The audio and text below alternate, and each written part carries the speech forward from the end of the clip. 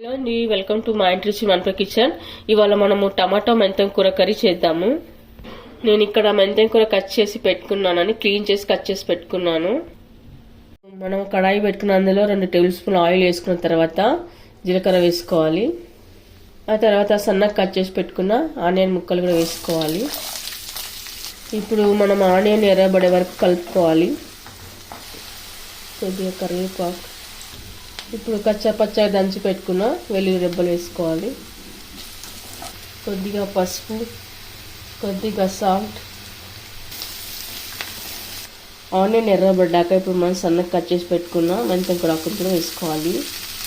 ఇప్పుడు మన మెంతం కూరలో ఉన్న పచ్చివాసన పోయే వరకు కలుపుకోవాలి. ఆ తర్వాత ఆ మెంతం కూర దగ్గర పడ్డాక మనం కట్ చేసి పెట్టుకున్న టమాటా ముక్కలు కూడా వేసుకోవాలి. ఇప్పుడు మనం టమాటాలు అన్నీ బాగా కలుపుకొని పెట్టుకోవాలండి. వాటర్ ఏమి వేయరాదు, టమాటాలు ఉన్న వాటరే బాగా ఉడికిపోతుంది. ఆ తర్వాత ఇప్పుడు టమాటాలు కాసేపు మగ్గనివ్వాలి. ఇప్పుడు ఒకసారి ముక్కలు తీసి కలుపుకొని పెట్టుకుందాము. టమాటా హాఫ్ బాయిల్ అయిన తర్వాత రెడ్ చిల్లీ పౌడర్ వేసుకోవాలి. కొద్దిగా ధనియా పొడి, జీరా పౌడర్, ఇప్పుడు కొద్దిగా సాల్ట్. ఇందాక వేసాం కదా, ఇప్పుడు చూసి వేసుకోవాలి.